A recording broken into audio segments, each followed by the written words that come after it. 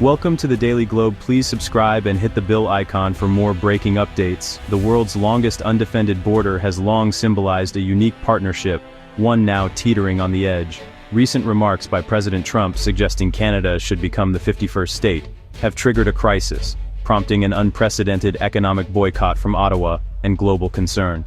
This is the story of two close allies, now locked in a bitter dispute that threatens decades of cooperation and the stability of the Western alliance. As we explore this conflict, we'll uncover how quickly trust can fracture, and what's at stake for both nations and the world when words become weapons. The crisis erupted suddenly on October 1st, sending shockwaves through both Washington and Ottawa. What began as a routine press briefing quickly spiraled into an international incident, as the world's attention turned to the White House. President Trump, standing before a packed room of reporters, was asked about the escalating tensions over missile defense. In a moment that would dominate headlines for days, he quipped that Canada should just join our country, become the 51st state, and you get it for free. The remark, delivered with a trademark smirk, was met with stunned silence, then a flurry of questions. But Trump didn't stop there. He went on to attach a staggering $61 billion price tag for Canada to participate in the U.S. missile defense program if they chose not to join. What might have sounded like a joke at first quickly took on a more menacing tone, as the financial ultimatum made it clear this was more than just offhand banter. It was a pointed threat. This wasn't the first time Trump had floated the idea of Canada joining the United States, but the context was different now. The timing of his comments, coming just as harsh new U.S. tariffs on Canadian goods were announced, made the situation far more volatile. The combination of economic pressure and political provocation was impossible to ignore, and the Canadian public felt the sting. Prime Minister Mark Carney, who had already made several formal requests for the U.S. administration to tone down its rhetoric, found his appeals falling on deaf ears. The White House offered no apology or clarification, and Carney's frustration was visible as he faced a barrage of questions from the press. The lack of response from Washington only fueled the outrage north of the border. Across Canada, the reaction was swift and emotional. For many Canadians, Trump's remarks were not just a diplomatic slight, they were a profound insult to their sovereignty, their history, and their national identity. Social media exploded with anger, and spontaneous rallies broke out in cities from Vancouver to Halifax, as citizens waved flags and demanded respect. The mounting economic pressure, combined with this unprecedented political provocation, left Canada with no choice but to act.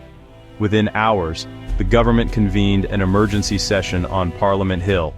Officials from every party gathered to craft a response, knowing that the world was watching as Canada faced one of the most significant diplomatic challenges in its modern history. To truly grasp the current crisis, we need to look back at the long, intricate history between the United States and Canada, a relationship shaped by both deep friendship and persistent friction. These two neighbors share the world's longest undefended border, and for generations, their destinies have been closely intertwined. But this closeness has always come with its own set of challenges.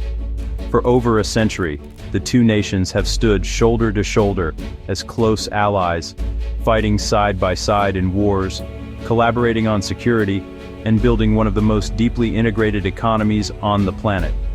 Their citizens cross the border for work, family, and leisure, and their businesses rely on seamless trade.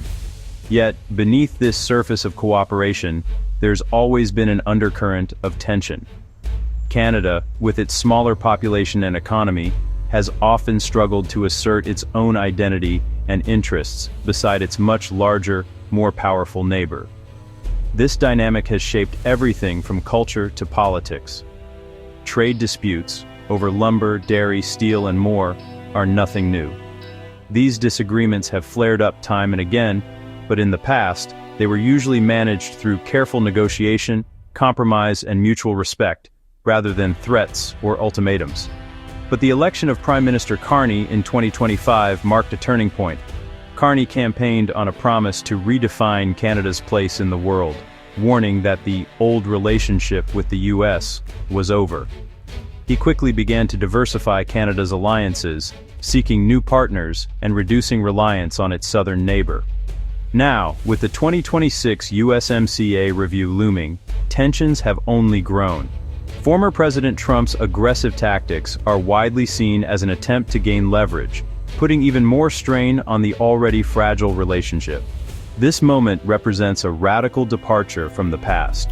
Both sides are digging in, preparing for a high-stakes confrontation that could reshape the future of North American relations for years to come. The real impact is economic.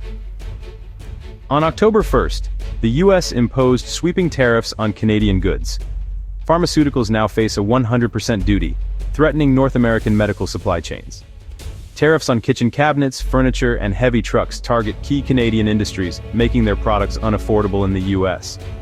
These new duties stack atop existing tariffs on steel, aluminum, lumber, and autos, devastating sectors vital to Canada's economy. The result: Canadian exporters face uncertainty and economic siege. Industry Minister Joly vowed support, but with 75% of exports going south, Canada's options are limited. The tariff wall is more than a negotiating tactic. It's economic warfare with real, immediate consequences. In response, Canada abandoned quiet diplomacy for bold defiance. Prime Minister Carney announced a sweeping economic boycott, redirecting trade and urging Canadians to buy local. Government procurement now prioritizes Canadian suppliers, and major projects are being reviewed to cut out U.S. firms. A public campaign urges citizens to support local businesses, tapping into rising anti-American sentiment. The move has broad political support, uniting Canadians across party lines. The risks are real.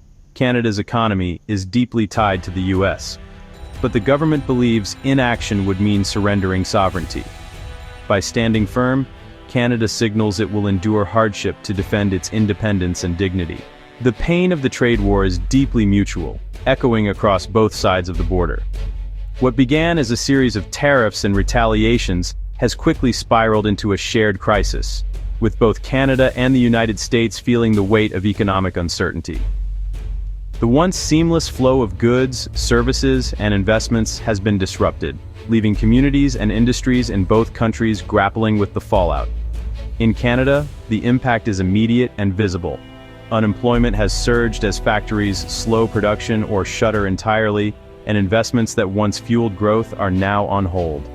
For many Canadian workers, the loss of jobs is more than a statistic. It's a daily reality, with families facing tough choices and communities struggling to adapt to a new economic landscape shaped by U.S. tariffs. But the United States is far from immune. Canada is the top export market for 36 states, making it a critical partner for American businesses. As access to Canadian markets shrinks, U.S. manufacturers and exporters are left with unsold goods, empty warehouses, and mounting financial pressure. Business owners across the country are voicing concerns about lost revenue and uncertain futures. The ties run even deeper in the energy and resource sectors. Canada supplies the majority of U.S. oil imports, as well as significant amounts of electricity, steel, and uranium. These resources power American homes, fuel industries, and keep the lights on in cities across the nation. Disruptions in this flow threaten not just businesses, but the daily lives of millions. At the border, trucks are backed up for miles, and delays are becoming the new normal. American factory managers are facing higher invoices for materials, while logistics workers scramble to find new routes and solutions. The cost of doing business is rising, and the complexity of cross-border trade is creating headaches for industries that once relied on predictability. One striking example is the housing market. Tariffs on Canadian lumber alone are projected to add $14,000 to the cost of building a new U.S. home by 2027. This increase ripples through the entire construction industry, affecting builders, suppliers, and ultimately families hoping to buy their first home. As prices climb for furniture, home improvement materials, and renovations, American consumers are feeling the pinch in their wallets. Everyday purchases are becoming more expensive, and choices that once seemed simple now require careful budgeting and sacrifice. In this deeply integrated relationship, economic attacks don't just harm the other side. They rebound, causing pain at home as well. The trade war has become a form of mutual self-harm, reminding both nations that their fortunes are inextricably linked, and that cooperation, not conflict, is the only path to shared prosperity. The crisis is reshaping politics in both capitals. In Canada, Carney enjoys a surge of unity, but must deliver results as the boycott and tariffs bite deeper. His upcoming White House visit is fraught with risk. He must seek de-escalation without appearing to capitulate. In Washington, Trump's tough stance pleases his base, but business leaders and politicians from trade-reliant states are pushing back. This internal U.S. pressure could open the door for a deal, as economic pain mounts. Canada's negotiators are betting that American stakeholders will demand a return to stability. The question, will Trump yield to mounting costs, or double down on confrontation? The outcome could redefine the future of North American relations. Experts see Trump's approach as more coercion than negotiation. Historian Robert Bothwell calls the mix of tariffs and political demands extortion, designed to force Canada's submission. The repeated 51st state rhetoric is seen as a psychological tactic to undermine Canadian confidence. Analysts warn this strategy is backfiring, fueling a nationalist backlash and making compromise harder. Some believe economic realities will force a return to normalcy, as business lobbies push for peace. Others fear the damage is permanent. Canada will accelerate efforts to diversify, ending the era of special friendship. Either way, the relationship is entering a more cautious transactional phase. The US-Canada relationship is built on more than trade. It's a bond of shared values and intertwined lives. Today, that bond is under threat from rhetoric and economic warfare. The upcoming Carney-Trump meeting is a chance to step back from the brink and restore diplomacy. Both nations must prioritize dialogue over threats and remember the prosperity their partnership has brought. Citizens can help. Urge leaders to choose negotiation, support cross-border businesses, and reach out to neighbors as friends, not adversaries. The cost of conflict is high, but the cost of lost trust is higher. It's time to rebuild the bridges that have long united these two nations.